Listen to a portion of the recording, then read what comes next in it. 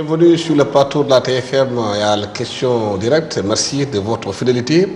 Nous recevons sur ce plateau M. Cheikh Tidiane Sy, coordonnateur du projet Senhuile Senethanol. Ce projet, vous le savez bien, il y a eu beaucoup de polémiques qui avaient été mises sur la place publique concernant la mise en place de ce projet. M. Cheikh Tidiane Sy, beaucoup de Sénégalais se demandent encore, c'est quoi le projet Senhuile Ethanol? Où en êtes-vous? Merci Alsan de m'avoir permis de venir éclairer la lanterne des Sénégalais sur ce projet Senhuile Senethanol. Le projet Senhuile Senethanol est un projet agro-industriel qui a été initié par des Sénégalais et qui ont associé des étrangers, notamment des actionnaires italiens, et qui interviennent dans les industries agroalimentaires en Europe. Et fort donc de cette collaboration entre Sénégalais et Italiens, il a été créé une SA au capital détenu à 51% par la multinationale Financial Temporary Group, qui est spécialisée dans les industries d'huilerie et basée en Italie, avec une autre société qui s'appelle Senethanol, dont les actionnaires sont en majorité sénégalais. Et c'est sur cette collaboration donc que Senhuile a été créé pour mettre en place une grande unité de production agricole, d'abord exclusivement destinée à la culture de tournesol. Le tournesol étant la culture de base de l'industrie, en tout cas la matière première de base de l'industrie de la maison mère qui est la Tempier Financial Group. C'est fort de cette expérience que l'État du Sénégal, compte tenu des infrastructures qui étaient disponibles dans la zone et des capacités financières du groupe, l'État du Sénégal donc nous a demandé de voir dans quelle mesure appuyer l'agriculture sénégalaise dans son ensemble. C'est pour cela que nous avons été approchés par le ministère de l'Agriculture pour contribuer à la mise en œuvre de la constitution du capital semencier de l'arachide au Sénégal. Et donc nous avons noué un contrat de partenariat avec l'État du Sénégal sous l'encadrement de l'ISRA en tant que partenaire technique, donc pour appuyer l'État dans sa politique de mise en œuvre donc, de la reconstitution du capital semencier, qui est un aspect important de l'agriculture sénégalaise. Comme vous le savez, sans matériel végétal correct, vous ne pouvez pas faire une agriculture pérenne. Mais ce projet a toute une genèse. Avant, il devait être implanté à Fanaï, dans le Podor. Finalement, ça n'a pas pu se faire. Aujourd'hui, vous êtes vers la zone de Richard Toll, entre Roch et Nguitch. Pourquoi ça n'a pas pu se faire à Fanaï? Oui, vous savez, l'agriculture ne peut pas se faire sans terre. Et lorsque le projet s'est implanté, nous avions approché la communauté rurale de Fanaï, qui, à notre avis, disposait en tout cas des superficies qui nous permettaient de réaliser les objectifs des actionnaires. C'est sur cette base que nous avons été attributaires par le conseil rural de Fanaï, donc de 20 000 hectares sur les terres du Djeri. Je dis bien sur les terres du Djeri parce que le projet, conscient du fait que les populations... Le Djeri, c'est l'autre côté, ouais, donc, de la route. De la route, exactement. Donc sur l'autre côté de la route, qui n'est pas, en tout cas, où il faut des investissements, en tout cas conséquents, pour amener l'eau et faire les aménagements hydro-agricoles nécessaires pour la mise en valeur. Alors, après cette attribution du conseil rural, il y a eu des difficultés, il faut le noter, au sein même du conseil rural, où il y avait une partie qui était pour et une partie qui était contre. Et c'est suite à des événements malheureux, lors d'un conseil, d'une réunion du conseil rural, où il y a eu mort d'homme. Et qui nous il y a eu 2 morts et puis des blessés. Exactement, il y a eu 2 morts. Et c'est sur ces faits que le président d'alors, M. Abdoulaye Wade, nous avait demandé, en tout cas, de mettre en sursis ce projet. Nous avions, et nous regrettons ces événements, donc, mais la vie étant ce qu'elle est, nous avons été obligés donc en tout cas de mettre en sursis notre projet. Et à ce moment précis, vous avez investi combien de francs CFA dans cette zone sur avant Fanaï, de localisation?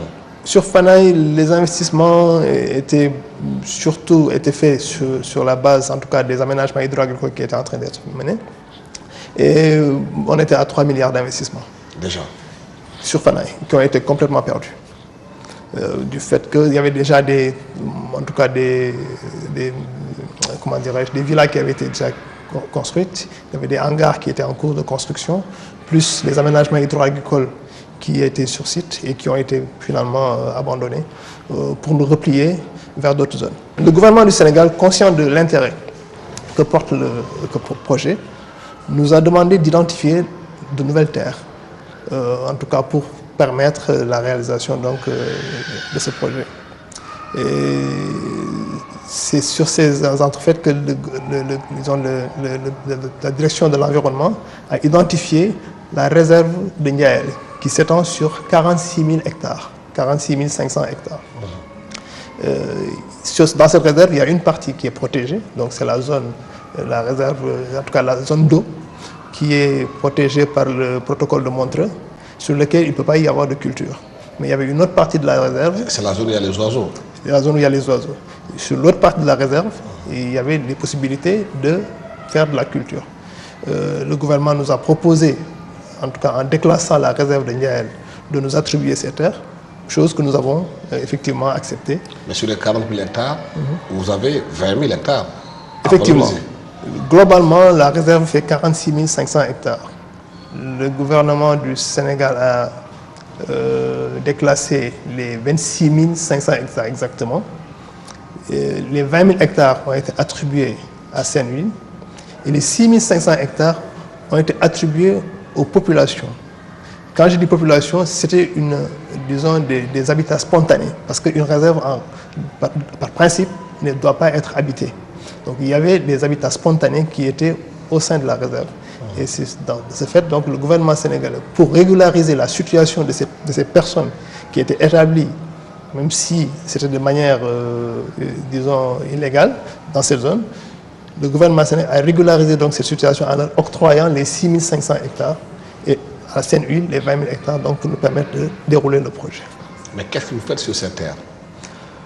Aujourd'hui, la culture de tournesol, qui est notre culture de référence, est en train d'être menée.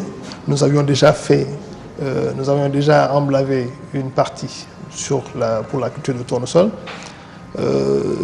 Au moment où je vous parle, nous sommes en train de mettre sous terre des semences d'arachide pour la multiplication donc, des semences de niveau N2 et qui ont été, en tout cas, sur la base du programme qui a été mis en place par le gouvernement du Sénégal, donc, dont je parlais tout tantôt.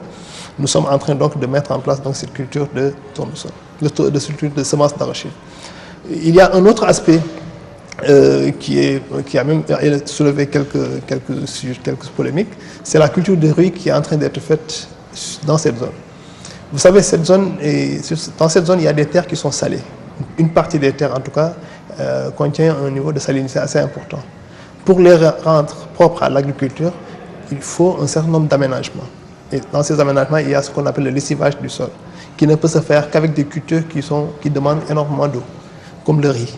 Donc, pour nous permettre de rendre ces sols propres à l'agriculture, nous avons emblavé une partie en riz dans ces zones salées afin de les rendre cultivables. Oui, vous travaillez sur ces projets bien précis dans cette zone-là.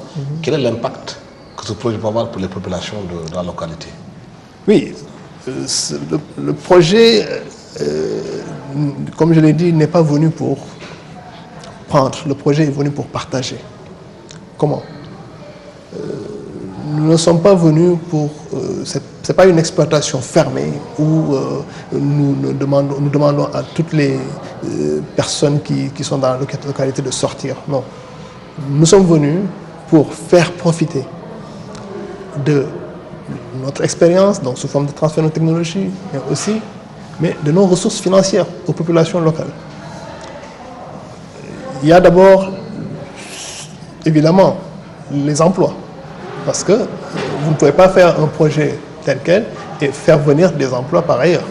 Ces emplois sont des emplois sénégalais et de surcroît des emplois prioritairement des personnes de la zone. Dans le principe que nous avons adopté pour la mise en œuvre du projet, nous insistons sur le fait que les populations locales sont prioritaires dans tous les emplois, en tout cas que nous devons, disons, mettre en place dans cette zone. Par contre, si il n'y a pas les compétences, en tout cas sur les postes que nous sollicitons, là on est obligé d'aller voir dans d'autres zones du Sénégal. Mais il faut reconnaître que c'est des Sénégalais, toujours, qui profitent en tout cas des retombées de ce projet. Ça, c'est un aspect. Concrètement, combien d'emplois vous avez créés depuis que vous êtes installé là-bas? Depuis que nous sommes installés, il y a des pics, parce qu'il y a les emplois temporaires et les emplois permanents. En termes d'emplois permanents, aujourd'hui, nous sommes à une centaine d'emplois permanents, constitués de techniciens agricoles, de cadres administratifs et d'ouvriers. Durant les périodes de pointe, nous utilisons aujourd'hui jusqu'à 1000 à 1500 d'employés temporaires, donc des saisonniers. Donc ça, et là, on est juste en phase de départ. En phase de croisière, le projet pourra employer jusqu'à 6000 à 7000 emplois. Donc, et là, je parle d'emplois, non pas d'emplois précaires, mais d'emplois saisonniers et à des salaires qui défient toute concurrence, en tout cas sur ce qui est appliqué sur la place sénégalaise. Certains vous reprochent dans cette zone de venir recruter les jeunes en les transformant en ouvriers agricoles. Mais l'agriculture sénégalaise a toujours évolué avec des ouvriers agricoles. Tout le monde n'est pas entrepreneur en milieu rural. Je suis désolé de le dire. Traditionnellement même, le phénomène de Sourga a toujours existé dans ce pays. Alors, que certaines personnes qui n'ont pas de terre puissent vendre leur force de travail, je n'y trouve aucun inconvénient. L'essentiel, c'est qu'ils y trouvent leur compte, avec des niveaux de rémunération décentes, en tout cas qui puissent leur permettre d'avoir une sécurité alimentaire. Vous les rémunérez à combien, par exemple? Aujourd'hui, le journalier touche 3 000 francs net. Et nous prenons en charge les charges sociales derrière. Donc, notamment l'assurance et les charges afférentes à sa sécurité sociale. Les cadres, bon, je ne vais pas citer ici les salaires de nos cadres et nos agents administratifs, mais nos rémunérations sont largement en deçà de ce qui est appliqué sur la place sénégalaise. Oui, vous êtes dans une zone, dans un pays où on parle de plus en plus d'autosuffisance alimentaire. On n'est pas arrivé justement à combler cette autosuffisance alimentaire. Vous travaillez sur des produits qui sont exportés. Oui. Et ce n'est pas une contradiction entre votre exportation et les réalités que le pays demande. C'est une question qu'on nous a soulevée dernièrement encore, mais ce que je peux vous dire, nous avons aujourd'hui, dans le cadre de la diversification, introduit de nouvelles cultures. Lesquelles? Comme le maïs, qui va démarrer. Aujourd'hui, nous avons signé un contrat avec une industrie de la place de transformation, en tout cas de fabrication d'aliments de bétail pour la fourniture de maïs. Ça va nous permettre de jouer un rôle de substitution à l'importation parce qu'aujourd'hui, le Sénégal importe pas moins de 160 000 à 200 000 tonnes de maïs par an, ce qui fait d'énormes sorties de devises pour le pays. Si nous nous positionnons en tant que, disons, entreprise capable de substituer ces importations, c'est du gagner pour l'industrie locale, c'est du gagner pour les devises du pays. L'autre aspect, je l'ai dit tantôt, il y a le riz que nous avons pris comme culture. Vous me direz que c'est provisoire, mais si nous y trouvons un intérêt économique, parce que aussi n'oublions pas que nous sommes une entreprise qui doit faire de l'argent. Au-delà des aspects d'accompagnement que nous avons avec les populations, il faut que l'entreprise soit rentable pour qu'elle soit pérenne. Donc si la culture du riz, comme je l'ai dit tantôt, présente un intérêt économique certain, mais rien ne nous empêche de... Non, justement, le riz présente un intérêt économique pour les Sénégalais, parce que la facture d'importation du Sénégal, des denrées alimentaires, c'est pratiquement 600 milliards de francs CFA par an. C'est beaucoup d'argent. Parfaitement. Mais parfaitement, c'est par rapport à cela que nous avons... Il y a d'autres cultures qui pouvaient nous permettre de lessiver les sols. Mais c'est compte tenu de l'intérêt économique du riz, que le riz représente en tout cas pour le pays, que nous avons en tout cas mis en place cette substitution. Et nous sommes dans une phase, je vous l'ai dit tantôt, nous ne sommes pas une entreprise, nous sommes une entreprise citoyenne. Nous ne sommes pas une entreprise qui cherche le profit seulement pour le profit. Nous sommes dans un environnement qui requiert, disons, un soutien du privé vers l'État. Ça, nous sommes dans le cadre de la responsabilité sociétale d'entreprise, nous en sommes très conscients. Et toutes les spéculations qui vont dans le sens de l'intérêt, en tout cas économique du Sénégal, et qui financièrement est rentable pour Sen'Huile et Sénétanol, sont prenables pour nous. Donc, globalement, en tout cas, au-delà de la culture de tournesol, parce que n'oublions pas que nous sommes une entreprise franche d'exportation qui nous exige d'exporter 80% de nos productions, donc au-delà de cette contrainte d'exportation, tout ce qui est possible de faire pour le Sénégal, nous le ferons dans le cadre du projet Sen'Huile. Oui, vous êtes aussi sur ADP citoyenne, oui, vous êtes aussi sur le secteur très porteur, c'est l'éthanol. Aujourd'hui, on a vu la crise pétrolière à travers le monde. L'éthanol est de plus en plus prisé par des voitures utilitaires sur le plan international. Oui. Ça, c'est beaucoup d'argent que vous exportez, que vous gagnez. Non, vous savez, l'éthanol n'est pas destiné à l'export. Quand nous produisons de l'éthanol, et ça c'est la deuxième phase du projet, on n'en est pas encore là parce que nous sommes dans un pays où il y a les aspects alimentaires d'abord à régler. C'est pourquoi nous avons dans un premier temps initié la première phase du projet qui consiste à résorber le déficit alimentaire.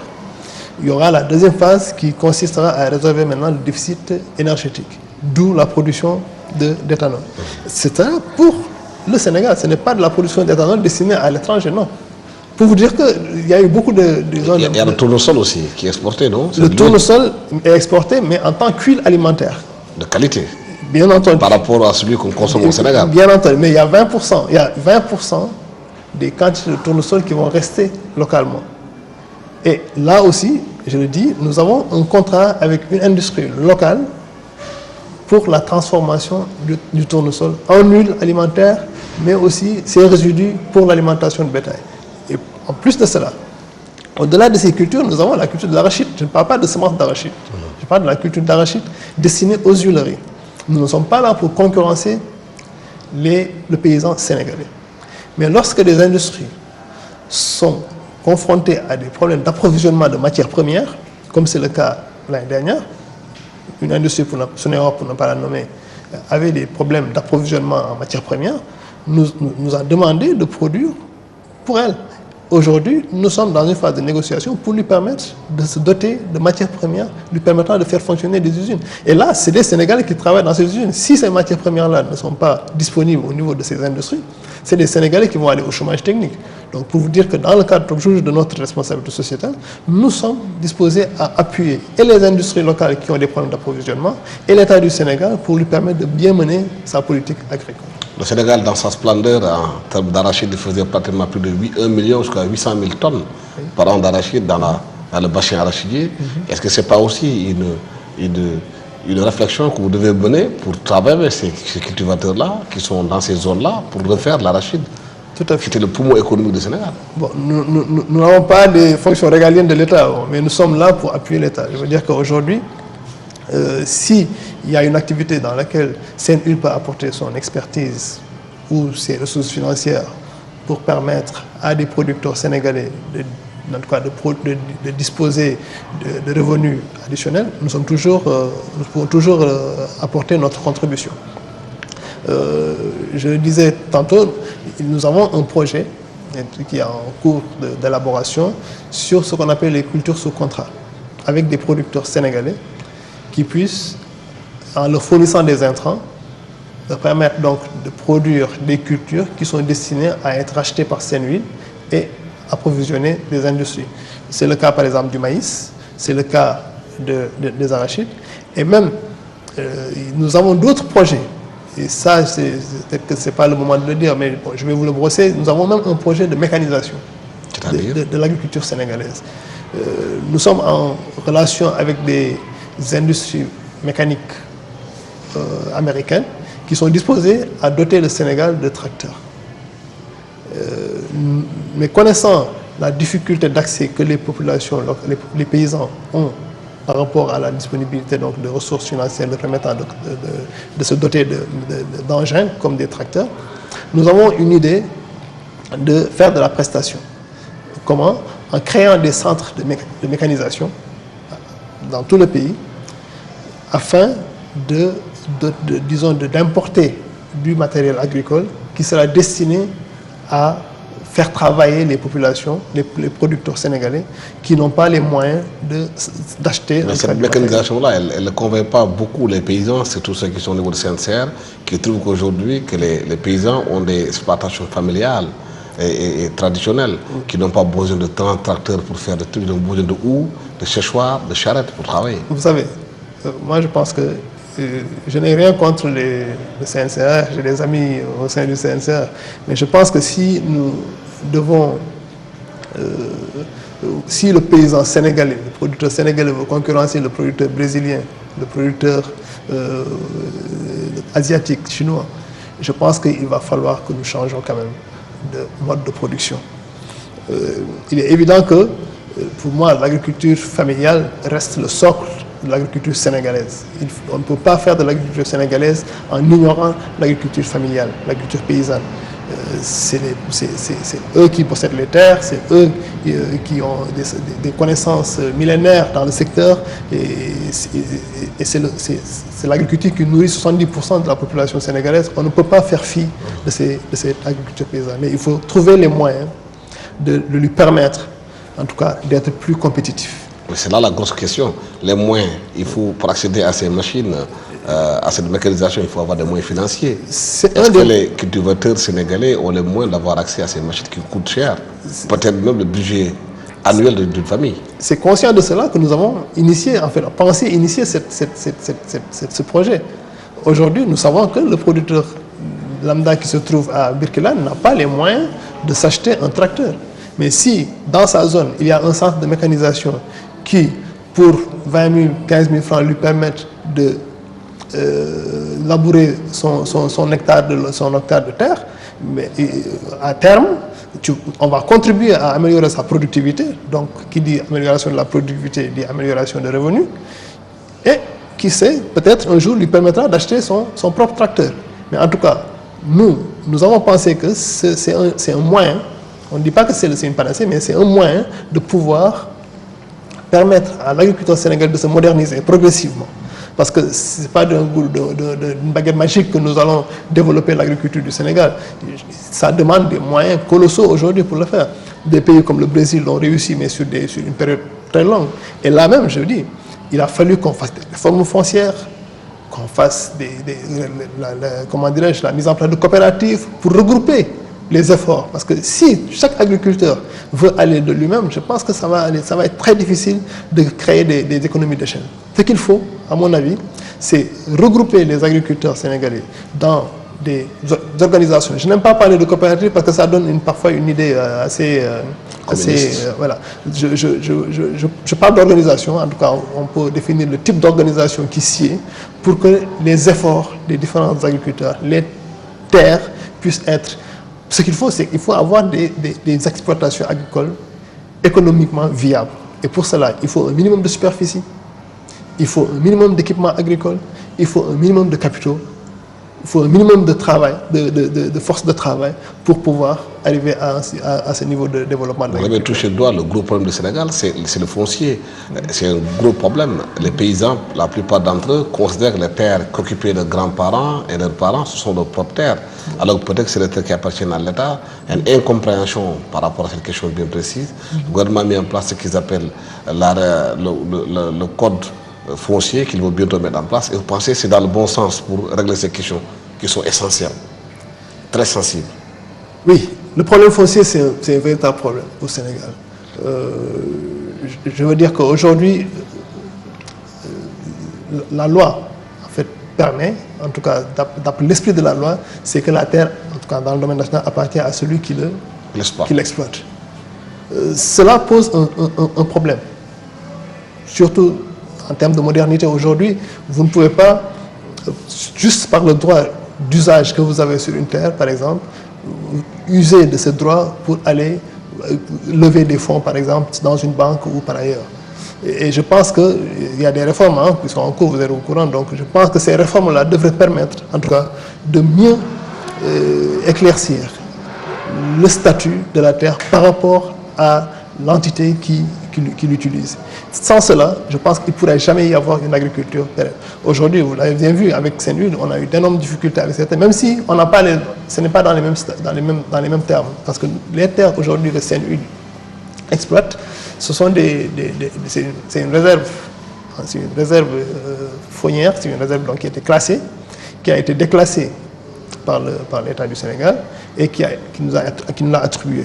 Donc on n'est pas dans le même cas où c'était le domaine national appartenant aux populations, en tout cas dévolu aux communautés rurales, sous l'emprise des communautés rurales, qui ont la possibilité de les attribuer à un privé.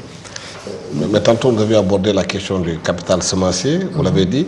Le Premier ministre Abdoulaye a reconnu que cette année, que les semences qui ont distribuées ne sont pas de bonne qualité. Oui. Qu'est-ce que justement votre projet peut faire pour que les paysans puissent disposer de semences de qualité? Le problème des semences au Sénégal, c'est un problème récurrent. Il y a eu 10 ans ou même 12 ans ou 13 ans de tâtonnement dans ce secteur-là. Même le capital semencier qui avait été constitué à un moment a été mélangé à de l'écrémé et donc le Sénégal a énormément perdu sur un travail préalable qui a été fait par les instituts de recherche. Aujourd'hui, l'État est conscient que sans la reconstitution du capital semencier, il ne pourrait jamais y avoir une agriculture, en tout cas productive et pérenne. On dit que la semence représente 30% des performances, en tout cas sur le plan du rendement. Nous avions, ce n'est pas notre activité principale, hein, c'est parce que l'État du Sénégal a senti que nous avions la possibilité d'appuyer, en tout cas de donner notre contribution dans cette reconstitution du capital semencier. Et c'est par rapport à cela que nous avons promis, lors du dernier conseil interministériel, de mettre à disposition de l'État du Sénégal 1000 hectares aménagés par nos soins pour lui permettre de contribuer en tout cas à reconstruire ce capital semencier. Vous êtes dans une zone aussi qui est une zone très sensible du point de vue même des maladies hydriques. Oui. La bilharziose est souvent dans les quartiers, dans les villages comme Djidakhar, comme Ban, entre autres. Est-ce que vous avez aussi pris des mesures par rapport à l'impact sur la santé des populations, sur l'environnement? Oui, déjà nous avons fait une étude d'impact environnemental et social déjà dans la zone pour en tout cas cerner tous les aspects environnementaux que le projet pourrait engendrer dans sa mise en œuvre. Mais au-delà de ça, nous avons des mesures d'accompagnement. Lesquelles? Nous avons mis en place, par exemple, dans la zone de Roncre, un centre de santé qui doit prendre en charge toutes les populations qui sont dans les environs de la zone du projet. Ça, c'est un aspect. Sur le plan de la santé animale, nous avions fait l'année dernière une campagne de vaccination où la totalité du cheptel de la zone du projet a été vacciné par nos frais. Aujourd'hui, nous sommes ouverts. S'il y a des propositions que les collectivités locales sont prêtes à nous soumettre, nous sommes prêts. En tout cas, à voir dans quelle mesure les accompagner dans la prise en charge de problèmes de santé que pourraient... Mais ce n'est pas des problèmes de santé qui sont spécifiques au projet. Hein. Je parle des problèmes de santé, en tout cas globaux, que les populations rurales auxquelles peuvent être confrontées. Donc nous, en tant que projet, de par notre responsabilité sociétale d'entreprise, nous sommes disposés en tout cas à donner un coup de main pour accompagner les populations. D'ailleurs, nous sommes en phase de négociation avec d'autres communautés rurales pour l'attribution de nouvelles terres. Et dans le cadre des conventions que nous sommes en train de négocier avec ces communautés rurales, les aspects liés à l'éducation et à la santé sont très importants. Et sur une des communautés rurales, je ne vais pas les citer parce que les négociations sont toujours en cours, sur une des communautés rurales, il nous a en tout cas été demandé de reconstruire une maternité. En fait, c'était une case de santé, je pense qu'il va maintenant passer en centre de santé. Et nous sommes disposés en tout cas à les accompagner dans cette dynamique-là. Donc, votre politique ne s'arrête pas seulement à Roncre et Guitch, vous avez un projet de vous étendre un peu partout dans le Sénégal. Est-ce que vous pensez à reprendre Fanaï un jour? C'est un peu compliqué parce que jusque-là, en tout cas, il n'y a pas encore la sérénité, je pense, dans ces zones. Récemment, vous avez entendu encore des personnes, des populations qui ont manifesté un peu leur courroux vis-à-vis du conseil rural. Mais cela n'exclut pas que si un jour il y a plus de sérénité revient dans ces zones, rien ne nous empêche de revenir.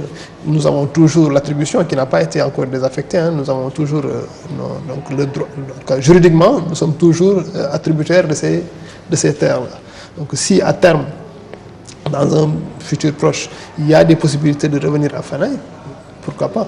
Mais ce que les populations vous reprochent souvent, c'est que vous êtes dans une zone où il y a des éleveurs, et il y a aussi des troupeaux qui devaient aller en pâturage. Et que la mise en place de votre projet aujourd'hui fait que les éleveurs n'arrivent plus à aller chercher de l'eau pour leurs chèvres, pour leurs moutons, et que les cultures fourragères qui devaient être mises en place pour aider les bergers à alimenter le troupeau ne sont pas là. Là aussi, je voudrais lever une équivoque parce que c'est vrai, nous sommes dans une zone sylvopastorale, donc où il y a, disons, une tolérance qu'il y avait dans le cadre donc, de cette réserve de laisser les animaux, en tout cas, venir divaguer. Aujourd'hui, la cohabitation éleveur agriculteur n'étant pas toujours facile, nous avons essayé quand même de mettre en place un schéma et qui est adopté aujourd'hui par la plupart des populations avec qui nous sommes dans la zone, en délimitant sur chaque hameau 300 mètres tout autour du village et 500 mètres tout autour du village pour pour ce qu'on appelle les villages. Mais en termes de village, en général, c'est des habitats très précaires. Il faut pas peut-être c'est le cas peut-être de le souligner. Et nous avons aussi prévu, et ce n'est pas que nous avons prévu, nous avons mis en place des pistes de production et des pistes de passage, pour permettre à ces populations de pouvoir faire passer leurs animaux et même de passer, parce qu'on n'est pas là pour les encercler carrément. Aujourd'hui, et je vous dis, il y a une semaine, il y avait un cas où des villages nous ont interpellés par rapport à des défrichages qu'ils étaient en train de faire. Et il y a eu une concertation. Et nous sommes toujours ouverts, nous avons toujours clamé haut et fort, nous sommes toujours ouverts à la concertation. Lorsque la semaine dernière, des populations nous ont interpellés par rapport à une zone de défrichage, nous avons demandé à les rencontrer. Une discussion a été menée, une délimitation a été faite et les travaux ont continué comme d'habitude. Donc aujourd'hui, ce qui est prévu, c'est qu'à chaque fois que nous arrivons à un village, nous nous concertons avec eux pour voir dans quelles sont les voies de passage des animaux. S'il y a lieu de mettre en place des zones de pâturage, nous le faisons. S'il y a lieu de mettre en place des points d'eau pour permettre à nos animaux de bénéficier donc de ces appuis du projet, nous le faisons. Par ailleurs, mais là, c'est un autre aspect important du projet. C'est la troisième phase, c'est la mise en œuvre de cultures fourragères. Je ne l'ai pas noté tout à l'heure. Aujourd'hui, si vous allez dans la zone, nous avons une vingtaine d'hectares de cultures fourragères qui ont été emblavées et destinées exclusivement aux populations riveraines et distribuées gratuitement, je dis bien gratuitement, à ces populations. Au mois de juin, lors de la période de soudure, nos cultures fourragères n'étaient pas encore arrivées à maturité. Le projet a pris sur lui-même de doter les populations locales d'aliments de bétail achetés direct dans une industrie de la place. Et en termes de quantité, nous avons distribué 50 tonnes d'aliments de bétail pour permettre aux animaux de bien de dépasser cette période de soudure. Et donc, pour vous dire que nous sommes dans une logique de collaboration, de concertation avec les populations, et cela est destiné à améliorer la production animale. La troisième phase du projet devra permettre de mettre en place de petites unités légères de transformation de produits de production d'origine animale, que ce soit du lait ou de la viande, pour une meilleure valorisation de ces produits d'origine animale. Des ONG internationales ont dit que en ces 10 dernières années, il y a plus de 650 millions d'hectares de terres qui ont été attribuées à des industriels à travers le monde. On a vu ce qui s'est passé à Madagascar, le scandale des terres, au niveau de Madagascar. On a vu des pays arabes de plus en plus qui s'intéressent un peu à certains pays africains pour installer des projets agro-industriels comme vous. Les gens parlent de plus en plus d'accaparement des terres. Mais qui accapare? C'est les Sénégalais qui travaillent sur ces terres. Senhuile est une société de droit sénégalais. Mais avec des capitaux étrangers aussi. Mais est-ce qu'il y a, est-ce qu'il y a une société sénégalaise qui n'a pas, qui n'a pas travaillé avec des capitaux sénégalais, étrangers? Aujourd'hui, je ne vais pas rentrer dans cette polémique, hein, mais nous sommes dans une dynamique d'exploitation de terres. Mais en quoi votre projet peut être différent de ceux qui viennent en Afrique s'accaparer des terres africaines? Nous ne sommes pas venus en Afrique, nous sommes en Afrique, nous sommes des Africains. Avec des capitaux étrangers? Avec des capitaux étrangers et sénégalais, parce que nous travaillons avec des banques locales aussi. Donc aujourd'hui, il n'est pas dit que c'est des capitaux exclusivement étrangers qui viennent sur Senhuile. Non. Moi, c'est cette idée d'accaparement que je ne peux pas cautionner. C'est des Sénégalais qui pensent que c'est un projet qui a été initié par des Sénégalais, qui ont associé, bien entendu, des étrangers parce que, je le dis toujours, en tout cas, les capitaux nécessaires pour le développement de l'agriculture sénégalaise ne peuvent provenir que des capitaux privés. La subvention que l'État fait pour le compte des producteurs, pour moi, ne peut pas aller, en tout cas, ne peut pas permettre le développement de l'agriculture sénégalaise. Elle peut, pendant des périodes difficiles, soutenir le paysan pour lui permettre, en tout cas, d'assurer sa sécurité alimentaire. Mais si on veut une agriculture productive, il faut que des capitaux, que ce soit des capitaux étrangers ou des capitaux nationaux, puissent en tout cas être amenés en contribution dans le développement du Sénégal. Moi, je suis convaincu que des projets comme Senhuile doivent se multiplier pour permettre, en tout cas, ce n'est pas rendre les producteurs, en tout cas les producteurs sénégalais des ouvriers, non. Il y a des ouvriers agricoles qui sont des salariés et les rémunérations que nous leur donnons leur permettent d'avoir une vie décente. À côté, s'il y a des producteurs sénégalais qui peuvent bénéficier du transfert de technologie, en tout cas d'un apport quelconque que nous pouvons faire, mais nous sommes toujours disposés à le faire. Mais qu'on nous dise que nous sommes venus pour accaparer des terres, je suis désolé, je suis un Sénégalais bon temps. Nous avons fait venir des investisseurs sénégalais, des étrangers, pour permettre à des Sénégalais de travailler, pour permettre au Sénégal de dégager de la valeur ajoutée. Il n'y a pas de mal à cela. Mais justement, vous travaillez dans l'agriculture. Aujourd'hui, le gouvernement dit, urbi et orbi, que leur option, c'est de développer le Sénégal à travers l'agriculture. Mais le constat qui a été fait, c'est que les financements dans l'agriculture sont peu nombreux. Que le budget de l'État affecté à l'agriculture est moindre par rapport au budget de fonctionnement ou bien de train de vie de l'État. Non, je pense que si mes chiffres sont bons, le financement de l'agriculture de l'État dans l'agriculture est de l'ordre de 10%, je pense. On a atteint 10%. C'est peu pour un pays qui s'est donné une vocation agricole. C'est vrai. Mais à mon avis, l'État du Sénégal, il est vrai, il y a des infrastructures de base que l'État doit prendre en charge, notamment en termes d'aménagement hydro-agricole, de pistes de production pour l'acheminement des produits. Donc, cela, c'est des investissements que l'État doit prendre en charge. Et il faut trouver les moyens de le faire. Mais ce n'est pas à l'État du Sénégal de mettre, à mon avis, en place les capitaux pour le développement de l'agriculture sénégalaise. Ça, c'est l'affaire des privés. Quand je parle de privés, c'est aussi bien les producteurs de paysans, c'est-à-dire que ce qu'on appelle l'exploitation familiale, que l'agrobusiness. Aujourd'hui, l'agrobusiness ne représente que 2% des terres au Sénégal. N'occupe que 2% des terres au Sénégal. Et je pense qu'il est important que des Sénégalais puissent s'intéresser, en tout cas des privés sénégalais puissent s'intéresser à ce secteur. Parce que pour moi, c'est le socle de notre développement. Mais vous avez été banquier. Comment pensez-vous que les Sénégalais privés qui ont des initiatives dans ce sens-là peuvent développer l'agriculture là où les banques ne financent pas? Il faut un travail... D'abord, il faut assainir l'environnement de l'agriculture sénégalaise. Parce que il est évident que la banque fonctionne selon des normes assez strictes. Et sans un environnement assaini, il est difficile aujourd'hui, tel qu'en tout cas les banques sont configurées au Sénégal, il est difficile qu'un banquier puisse en tout cas investir, en tout cas mettre de l'argent dans l'agriculture. Et je pense qu'il faudrait quand même que les banquiers soient plus innovants, à mon avis, en termes de produits. Au-delà de la contrainte dont j'ai parlé tout à l'heure, donc qui concerne à assainir l'environnement de l'agriculture sénégalaise, et je pense que les banquiers peuvent aussi utiliser certains produits comme le leasing, par exemple, le crédit bail, qui est un moyen assez simple de pouvoir financer du matériel agricole.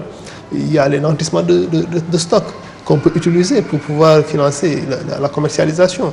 Je vous donne un exemple. On voit souvent nos agriculteurs vendre leur production juste après la récolte à de vil prix parce qu'ils ont besoin d'argent. Parce qu'il y a la Korité qui approche, il y a la Tabaski qui approche, il y a une fête religieuse qui approche, donc il faut forcément que la famille ait de l'argent. La banque, l'agriculteur, s'il y avait des dispositifs de nantissement de stock, on aurait pu les mettre dans des magasins et la banque finance sur la base de ce nantissement de stock et permettre à des producteurs de pouvoir avoir de l'argent à temps voulu et bénéficier des cours à des périodes où, en tout cas, les coûts sont plus favorables. Donc moi, je pense qu'il faudrait qu'on ait plus d'imagination au niveau des banques pour apporter plus en tout cas, de capitaux dans le secteur. Justement, est-ce que ce n'est pas ça, sur ce point, qu'il faut aller vers ce qu'on appelle la réforme bancaire, que les banques aident à participer au développement du pays? Par le constat qu'on a fait aussi, la place financière au Sénégal, 95% des banques, c'est des banques étrangères, avec des capitaux étrangers, qui gagnent de l'argent, qui rapatrient à l'étranger. Ça, c'est un véritable problème. Et je pense que c'est un sujet sur lequel l'État du Sénégal doit se pencher pour prendre des mesures, en tout cas importantes, afin que les nationaux sénégalais puissent prendre en charge l'économie sénégalaise. Il est évident que nous sommes dans un monde globalisé où vous ne pouvez pas, en tout cas, vivre en léthargie et il faut bien entendu que les Sénégalais... Il faut s'ancrer d'abord avant de s'ouvrir. Avant de s'ouvrir. Et aujourd'hui, ce que nous constatons, c'est que la plupart des banques sénégalaises, j'en discutais avec un banquier ce matin, un directeur de banque ce matin, et toutes les banques sénégalaises aujourd'hui, peut-être à une ou deux banques exceptionnellement, sont des banques à capitaux étrangers. On ne peut pas, à mon avis, laisser un secteur aussi sensible que le secteur bancaire entre les mains des autres. Il y va pour moi d'enjeux nationaux qu'il faudrait en tout cas prendre en charge. Parce que pour moi, c'est un problème la banque, pour moi, c'est un patrimoine. Parce que c'est le premier levier sur lequel vous pouvez vous appuyer pour pouvoir développer votre pays. Si cette banque n'a pas une fibre nationale, ça risque de poser problème. Et je pense que notre Premier ministre, qui était le champion, qui était le précurseur d'un champion national, comme il l'appelait, quand il était encore banquier, il voulait mettre en place une banque nationale portée par des capitaux nationaux qui puisse prendre en charge les véritables problèmes de développement. Sans cela, on aura toujours des banques, mais qui œuvreront, et comme vous le voyez, toutes les banques en général œuvrent pour accompagner leurs investisseurs dans les pays où ils investissent, où ils vont s'implanter. Je ne veux pas citer de pays, mais... Le gouvernement a annoncé la mise en place de la BNDE qui remplace le Fonds de promotion économique. C'est une bonne option à votre avis? C'est de bon augure. Moi, je pense que c'est une bonne option, mais il faut que l'État quand même se désengage de cette banque. Une banque, en tout cas, ne peut pas fonctionner sous le joug, pour moi, d'un État. Surtout comme des États comme les nôtres, qui sont encore très...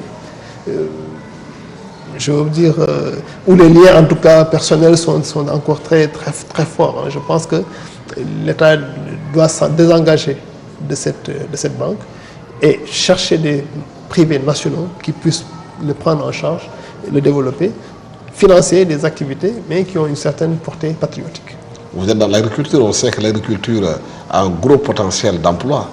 Beaucoup de jeunes ont des petits projets, des petites PME, PMI agricoles, mais qui cherchent des financements justement pour développer leur culture, aider aussi à avoir de l'emploi, à sortir de la misère.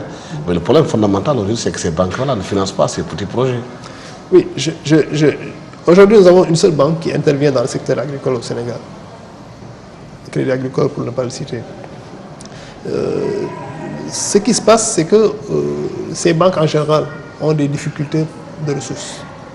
Et moi, lors d'un de mes écrits, j'avais dit que la solution, en tout cas une des solutions, serait de mettre à disposition des banques qui financent l'agriculture des ressources de l'État. L'État aujourd'hui dispose de ressources, que ce soit des ressources provenant des bailleurs de fonds, que ce soit des ressources provenant des caisses mutualistes, presse, caisses de sécurité sociale, les ressources provenant des assurances, peuvent être orientées. La caisse de dépôt et de consignation, toutes ces ressources peuvent être orientées vers les banques qui orientent, en tout cas, leur activité vers l'agriculture. On peut demander aux banques d'ouvrir, comme on le fait avec la finance islamique, d'ouvrir des guichets agricoles. Et ces guichets agricoles vont bénéficier de fonds. Toutes les banques qui auraient ouvert en tout cas des guichets agricoles bénéficieront en priorité de fonds provenant des institutions mutualistes, des institutions étatiques, pour leur permettre d'avoir des ressources longues. Parce que la problématique en tout cas du financement de l'agriculture au Sénégal, surtout le financement des investissements, c'est la mise à disposition des ressources longues. Sans cela, vous ne pouvez pas faire des emplois sur le Mais le gros problème, c'est les taux d'intérêt qui sont exorbitants. Là où c'est le deuxième levier. La Banque centrale donne, par exemple, aux banques à un taux de 3%, les banques appliquent sur les clients plus de 15 à 18%. C'est énorme. C'est le deuxième levier sur lequel le développement de l'agriculture via les banques devrait se jouer. C'est au niveau de l'application de taux. Bon, vous savez, tel que le marché financier est configuré aujourd'hui au Sénégal, les taux directeurs de la Banque centrale ne sont pas très parlants en termes de coût des ressources. Donc aujourd'hui, c'est les ressources que les banques tirent de leurs différentes activités de collecte d'épargne c'est ce coût des ressources donc, qui détermine le coût de sortie du crédit. Si l'État, par le biais des guichets agricoles dont j'ai parlé tout à l'heure, met en place des fonds à des coûts, en tout cas assez compétitifs, cela permettrait à ces banques de financer les activités agricoles à des taux de sortie plus faibles. Un exemple, là où l'État, en tout cas une banque devrait prendre un dépôt à terme à 5 ou 6% pour sortir cet argent à 10 ou 11%, si l'État met à disposition des ressources et n'exige que peut-être 2 ou 3%, cette même banque pourrait faire des crédits à des taux de sortie beaucoup plus intéressants, entre 6 et 7%, qui me semble acceptable dans un secteur comme l'agriculture. Oui, mais le paradoxe, c'est qu'au Sénégal, chacun dit que les banques sont surliquides. Et on passe notre temps dans ce fait, il n'y a pas d'argent. Chacun pleure, dit qu'il n'y a pas d'argent au Sénégal. Là, je ne défends pas mes anciens collègues banquiers, mais cette surliquidité est assez relative. Pourquoi? En général, c'est une surliquidité sur des ressources à court terme. Donc, sur des ressources de moins d'un an, moins de 2 ans. Et si la banque ne dispose pas de ressources longues, c'est-à-dire des ressources qu'on lui confie sur une période allant sur plus de 2 ans, cette même banque ne peut pas prêter cet argent-là sur des périodes plus longues. Et l'inverse, c'est que, le problème aussi, c'est que plus ces ressources sont longues, plus le taux de rémunération est important. Et donc, cela se répercute automatiquement sur le coût de sortie des emplois à moyen terme. Donc aujourd'hui, ce qu'il faut, et moi je pense que c'est une solution, c'est que l'État du Sénégal incite les institutions mutualistes, incite ces différents corps, ces différents départements à confier leur argent à des banques qui, en tout cas, seraient disposées à financer l'agriculture. Ça peut se faire aussi d'une autre manière sous forme de fonds de garantie. Là, je pense qu'il y a des fonds qui sont en train d'être mis en place, comme le fonds GIP, comme le fonds 6. Mais pour moi, les montants qui sont annoncés ne sont pas encore assez importants pour pouvoir soutenir l'agriculture. Si ces mécanismes-là, en tout cas, sont performants, je pense que ce serait un moyen de mettre à disposition de ces banques des fonds de garantie exclusivement destinés à l'agriculture qui pourraient permettre de financer des projets agricoles comme les PME. Parce que sans l'agriculture, je pense, est la seule activité qui peut vous permettre, disons, une ferme comme Saint-Huile peut vous permettre disons, d'embaucher facilement 6 000, 7 000 employés. Vous avez investi dans votre projet plus de 135 milliards de francs CFA. C'est ça. Aujourd'hui, vous attendez à combien de retour? Non, aujourd'hui, le taux de rendement tourne autour de 20%. Mais bon, c'est pas ça le plus important. Vous faites de la philanthropie. Vous investissez pour gagner de l'argent. C'est pas ça le plus important. Il est évident que quand on met disons, des sommes aussi astronomiques dans un projet, c'est pour gagner de l'argent. Mais aujourd'hui, les actionnaires, comme la Financial Tampere Group aujourd'hui tire un grand profit de ce projet.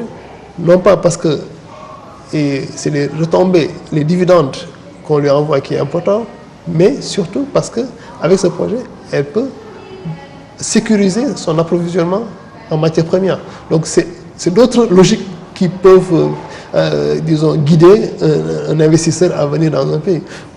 Aujourd'hui, le groupe est assez important pour pouvoir gagner de l'argent par ailleurs. Mais le fait de mettre en place une structure comme Saint-Louis ici lui permet de sécuriser une partie de son approvisionnement en matières premières pour faire tourner ses usines. Au niveau local, les actionnaires locaux aussi, bien entendu, gagnent de l'argent à travers donc leur investissement. Et je pense que c'est le bon goût, mais c'est pas des... Vous savez, l'agriculture, c'est pas une activité qui